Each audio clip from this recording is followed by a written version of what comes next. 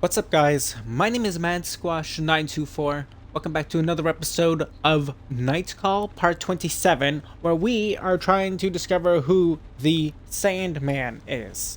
I think right away we're going to start by going this way. We were going to do that at the end of last episode, but we got sidetracked. And I don't see any suspects that are laying about when I was checking briefly, so now is as good a time as any to do that. Also, we need to try to pick up more customers for some cash so we can have more sustain for our apartment. Without further ado, the headquarters of Secret Escort Paris is a rather rustic-looking affair wedged between two buildings.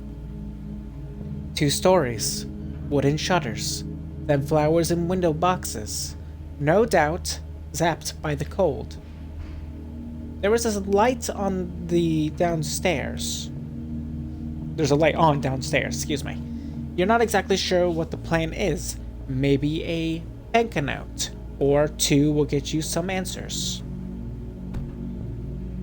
You climb out of the cab.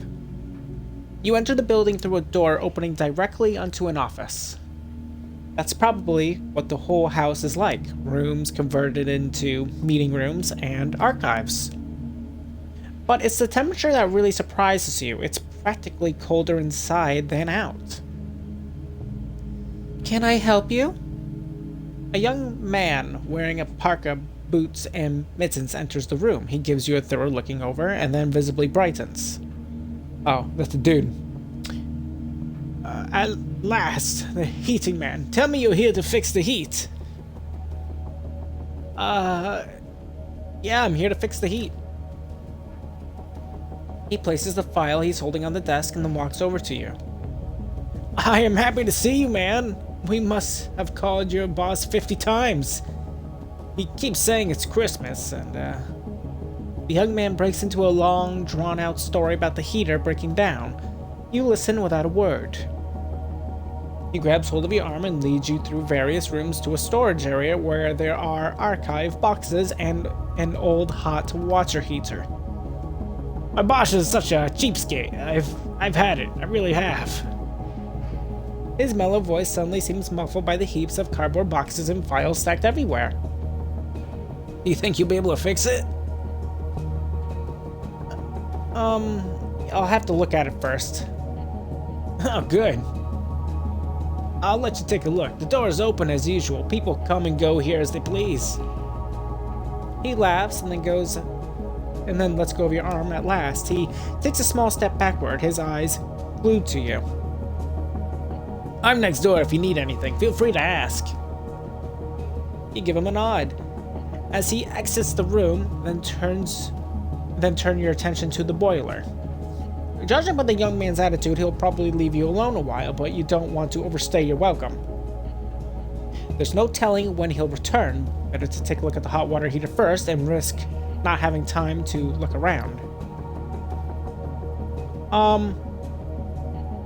Let's look through the archives. You look over the archives. 3 stacks of plain cardboard boxes. You need to get your hands on a list of customers or their preferences. Okay. Let's start with the boxes near the boiler.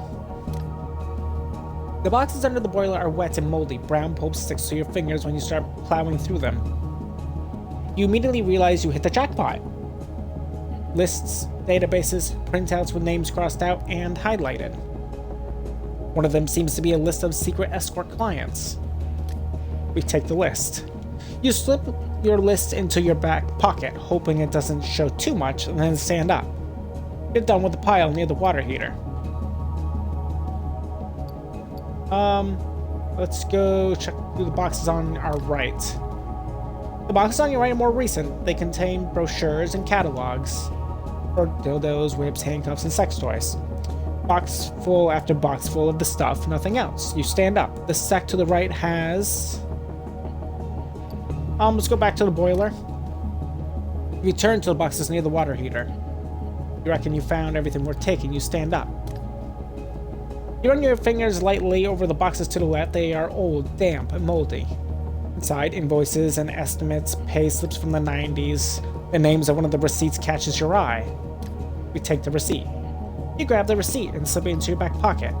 You stand up, done with the cartons on the left. Let's go back to the boiler. Again, we found everything worth taking. Excuse me? You hear the young man's voice in time to grab your phone.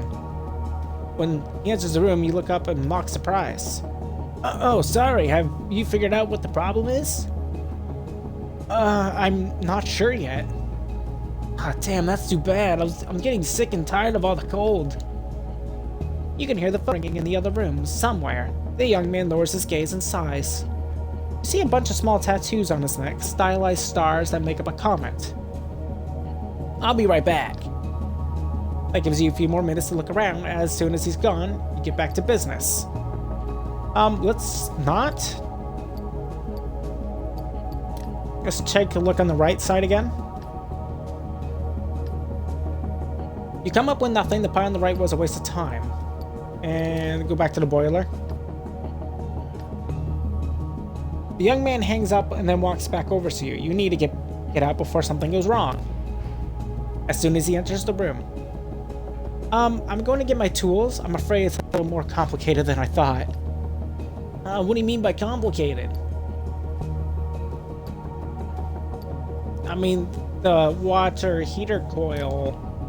Oh shit, no wonder we're freezing to death. Right. Sweat droplets are forming on your back, despite the Arctic temperature. You exit the room and walk towards the front door. The young man calls out behind you. Hey! You turn around, your cheeks burning.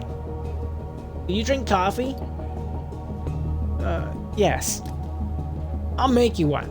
There's one thing still working around here, at least. Thanks. You exit the building. A moment later, you're back in the cab. You turn the key in the ignition and let the engine idle, waiting for the heat to warm you.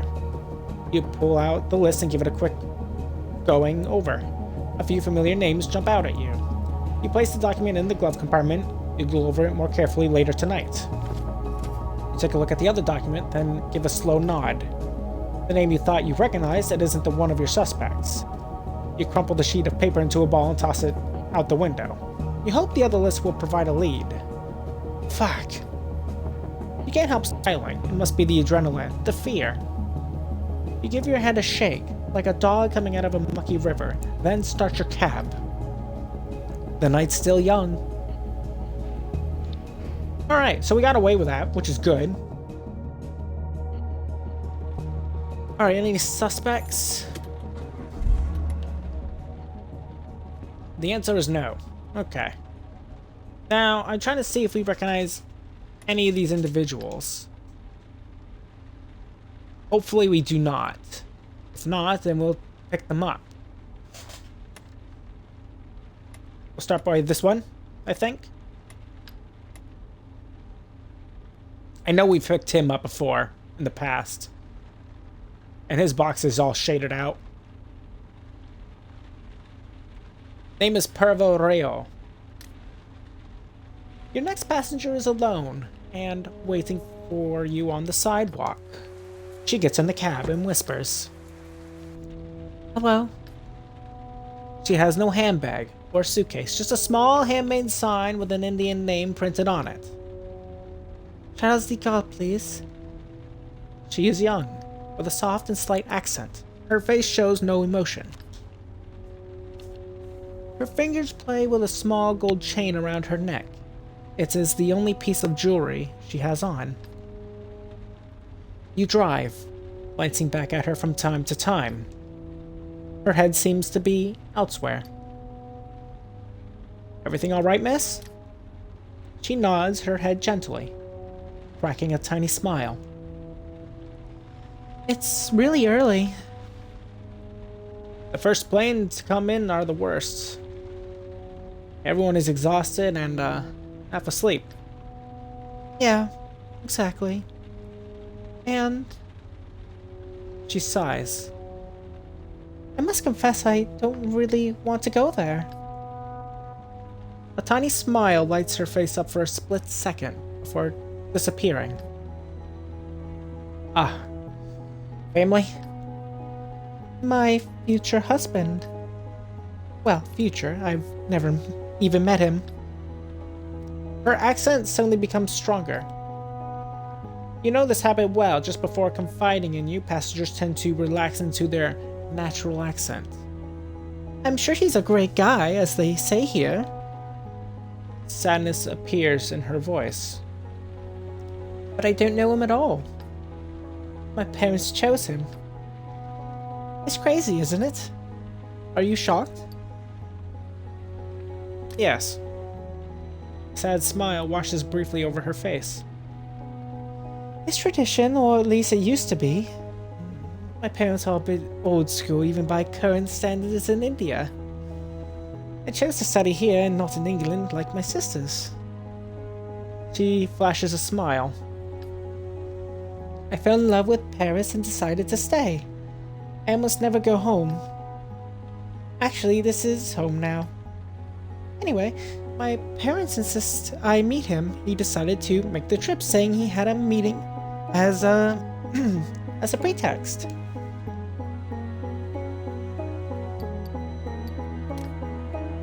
It's understandable from their perspective. I mean, it worked for them, right? You sense something bubbling up. Anger, before she freezes. Some people refuse to let their emotions out. She slowly regains control of her body. What, day trips would you recommend outside Paris? Nearby? She nods. Versailles, of course. It's really beautiful. Definitely worth it. Her face lights up. Oh, yeah. Perfect. I'm sure he'll like that. Or there's Fontainebleau. There's a huge park, very wild, if he likes hiking. I don't really know. She smiles shyly. You prefer to say nothing. The airport is not much further.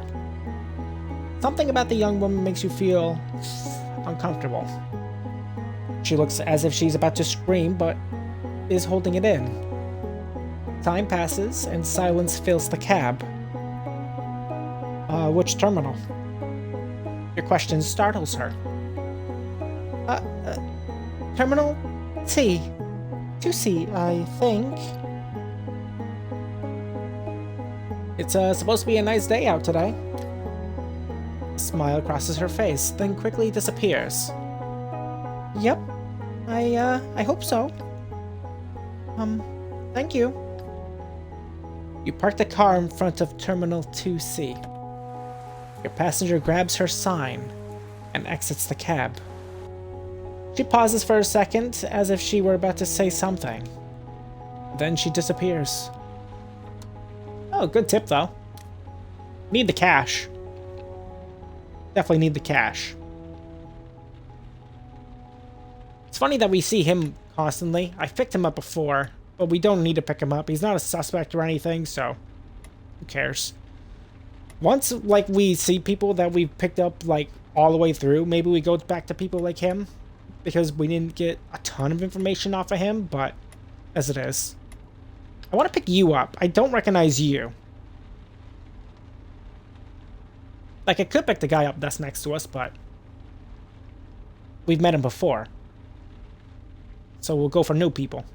New people, and hopefully we get some valuable information.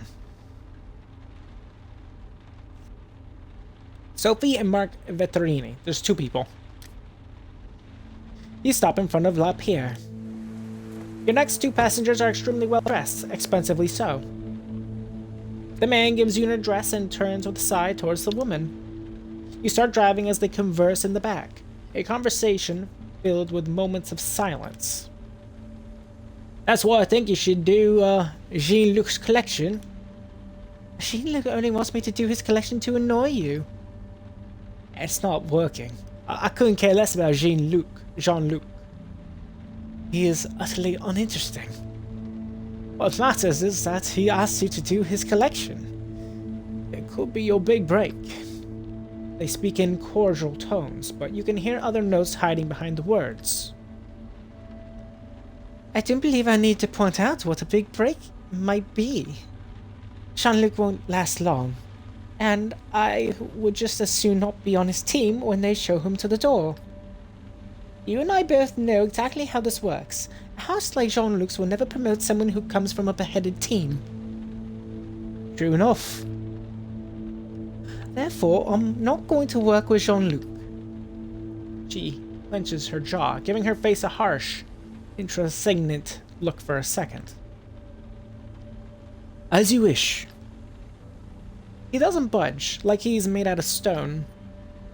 Yes, thank you. Silence. They look in opposite directions. Suddenly, the woman leans over to you. Would you please turn up the heat? I'm freezing. A warm breeze floats through the car. Silence fills the cab. Two passengers ignore each other a while longer. Mark? His answer is barely audible. Mumble. Yes? I think we should call it quits. He slowly turns towards her. You know, I was thinking the same thing. I'm tired of trying so hard, and even more tired of seeing you try so hard. You deserve better. He shrugs. Hold on, me adjust the headset. Sorry about this. Hopefully you guys don't hear it, but I hear it. Okay. You've deserved better too. I've been out of sorts lately, stressed, filled with negative vibes. I barely recognize you. You're trying not to invade their privacy, but you can't believe your ears. The collection is finished. Let's just take a few days to empty our place. Excuse me?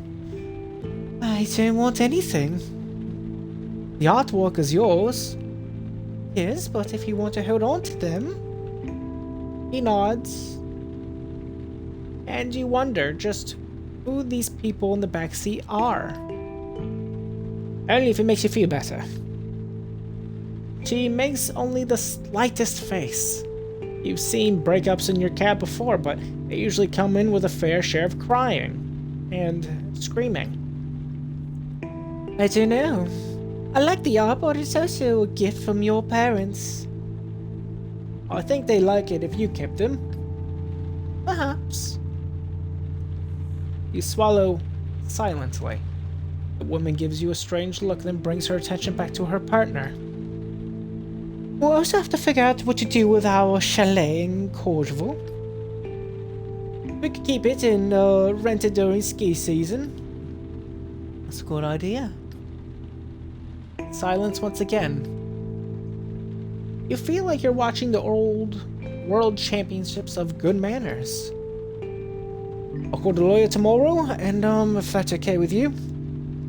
Yes, that's an excellent idea. It's like each sentence is from a different discussion between different people, like actors reading through a new scene. I can ask Florence to handle my affairs. No, things are fine as they are. Florence is a lovely person. But I think it's better if we manage this on our own. She adores you too. The silence is back. It is calm, muted. The taxi feels like a library or a monastery. I think it'd be better if I slept elsewhere tonight. Come on, Mark. There are the guest rooms. Yeah, I know. He leans over to you. His voice is distant and cold. There's a hotel on our street right on the corner, if you could stop there. Mark, it's really not a problem. The beds are made. Plus, it'll be easier for everyone. They look at each other. Whatever you want. It doesn't bother me, you know. Fine, let's do that then. A rather brutal pause ensues. You can come get your things now if you want. It's no bother. He shakes his head. Don't worry about me. More silence. You keep driving and say nothing. When you turn onto their street, you immediately see the hotel they're talking about. Luxurious is an understatement. Small, discreet, but luxurious nonetheless. You pull over. call you tomorrow around 10, so I don't bother you. She smiles calmly. You won't bother me. Come by whenever you want. I'll call you beforehand. Understood?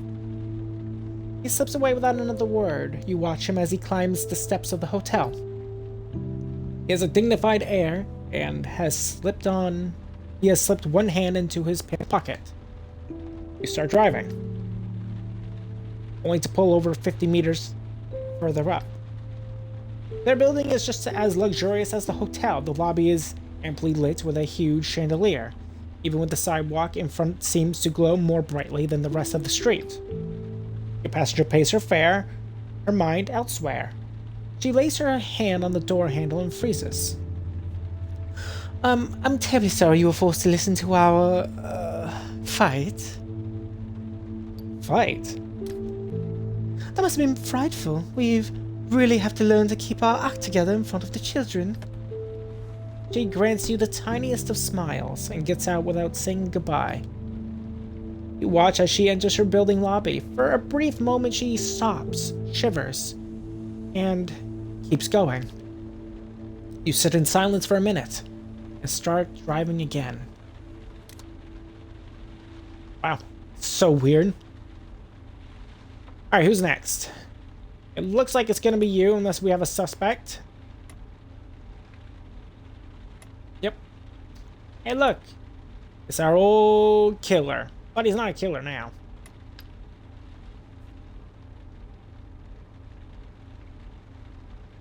The judge, I believe he was called, right? Yeah.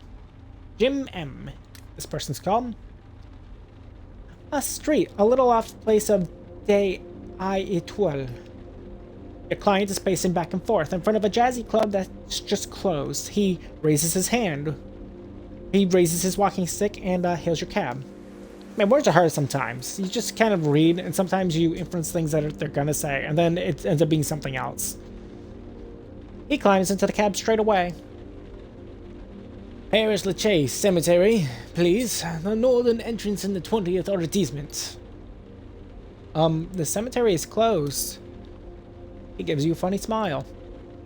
Well, it will open for me, my dear. Another drunk passenger, perhaps?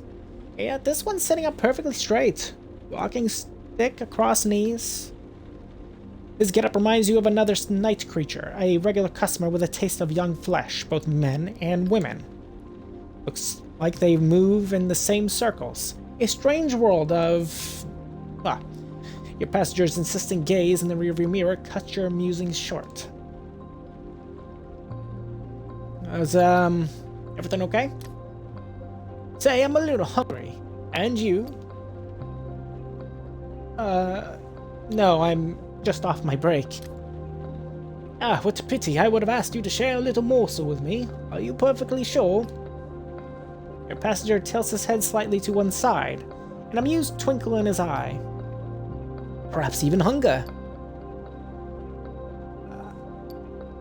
I mean... Yeah. Just a coffee, then. Fine, then. Coffee it is. Do you know a quiet place where the food is good? You hesitate a moment. Something seems to be holding you back. There's a steak place in Châtelet. Open all night long. Excellent. Would you like to agree to having a drink with me? Alright, I shouldn't, but, yeah, just a coffee. He hesitates a moment, then shakes his head in disbelief. Well then, just coffee it'll have to be. You turn onto the street with the restaurant. You pull over. It's been a long time since a passenger... No, it's actually the first time a passenger's ever gotten out and opened the door for you. You reluctantly follow him into the restaurant. He sits down at a table and orders red meat from the typically Parisian sinister waiter. Then, with a knowing smile, he turns to you. A coffee for the gentleman. Ristretto, no sugar. That's exactly how you like your coffee. How did he... Later. much, much later. The trip to Pere de Lachaise Cemetery goes by quickly. You pull up to the north entrance, and one of the heavy gate door opens, just as he said it would. Your passenger hands you the fare and a generous tip, then slips through the opening gate. You idle by the entrance a few seconds longer, your head spinning with anecdotes. Anecdotes? Robert Johnson, Janis Joplin, Amy Winehouse. Your passenger seems to have been personally acquainted with all those great 27 Club musicians fated to die young. You watch his silhouette as it advances into the depths of the cemetery, then decide it's time to go. That was really weird. I mean, we got cash. We need the cash. And now it is time for us to go home because we are out of time for this night. Alright. This night went by kind of quick. Man. We are losing cash very quickly.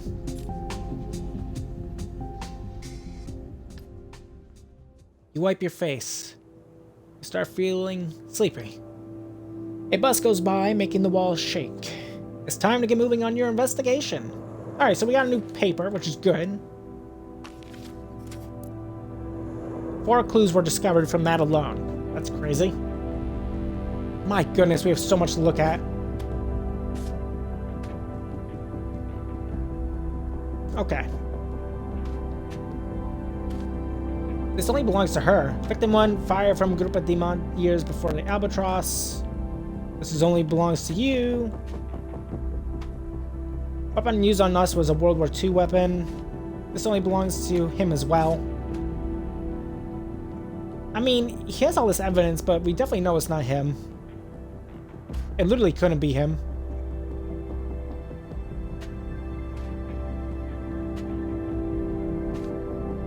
This only belongs to her as well? Interesting. We'll put the killer's height here for now, because it fits all these. Also, like, if his killer's height is this, like, how can he be the killer ever? So, I don't know. Alright, let's move this over. They're all members of the Secret Escort 75 database. That's interesting. It seems all of them were, more or less.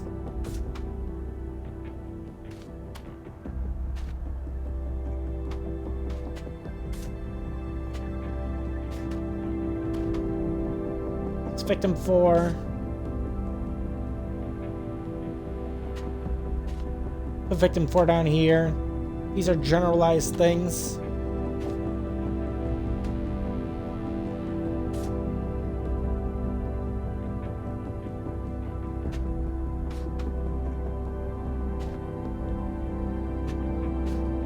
Muscle relaxants. Victim was surprised by the injection.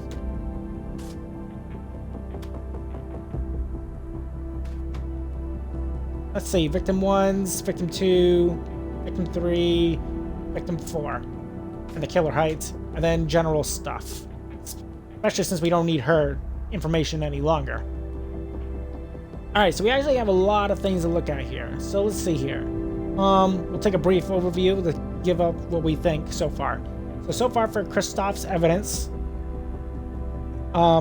we have, let's see, he was seen near crime scene 1, so you should know about it. Chris Escort for Secret Escort 75 website. He was near crime scene 3 days before, and 2 months before, and victim 4 and 3 and 2 were members of the same place. He might be a future victim if we don't stop the thing.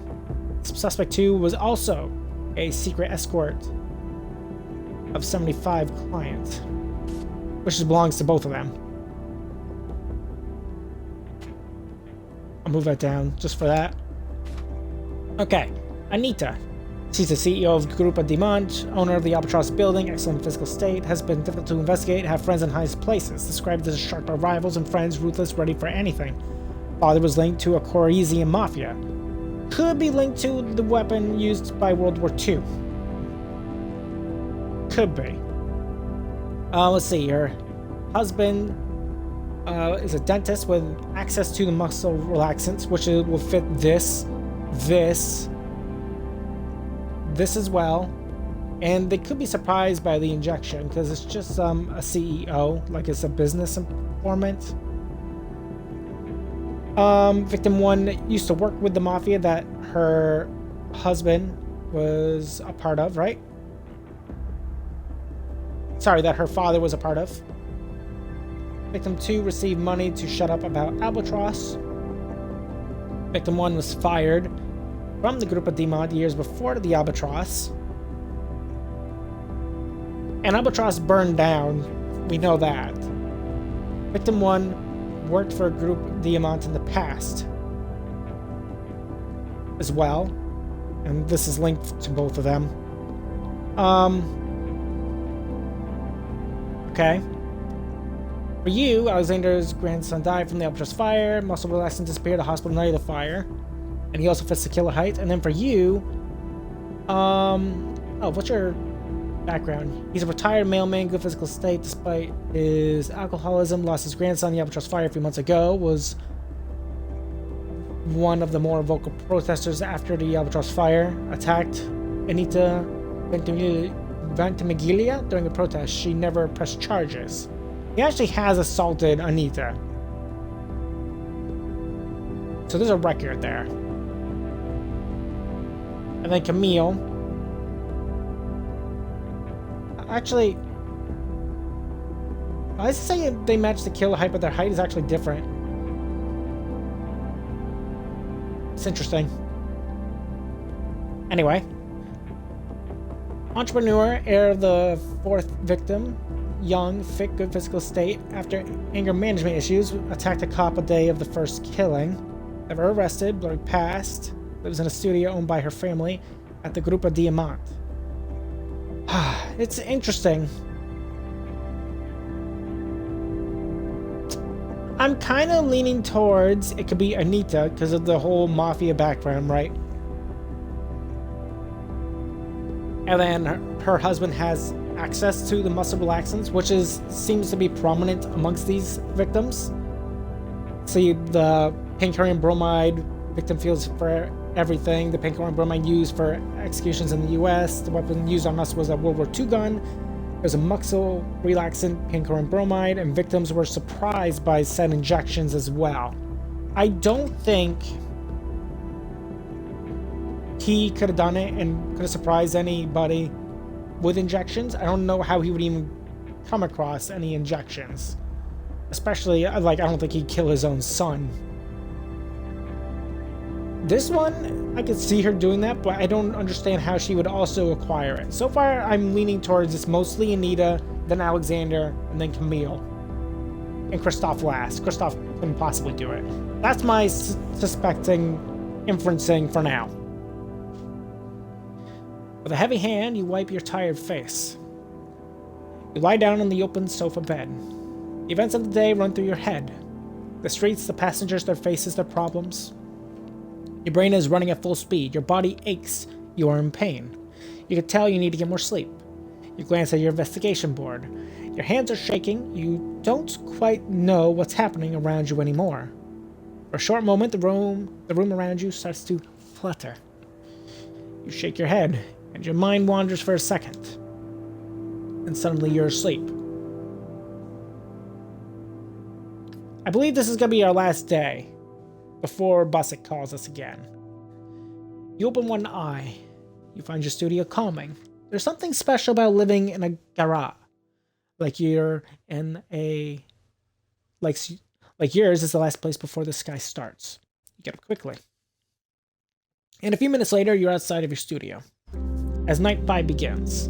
So yeah, either this night or the night after is going to be our last night before Busick calls us. Yeah, given the information that we're looking at, I believe that is true. I think it might be Anita as the possible killer. But that is also a good spot for us to end today's episode of Night Call. Hope you guys all enjoyed. If you guys have, make sure you guys leave a like, leave a comment. Tell me what you think of today's episode, of course. And if you're new to my channel or have been watching me for a little while and you haven't done so as of yet, feel free to subscribe to me, MadSquash924, and don't forget to ring the bell to get notified of my latest videos. On the next episode, we got to pick up some more passengers, make some more cash, and so we don't get kicked out of our apartment, because we're in trouble for that. And I will hope we will find more evidence that will lead us towards this killer. And hopefully we can take out the Sandman. I still think it's the girl. I mean, let me know in the comment section below who you think the murderer is so far. And I'll see you then. Bye-bye.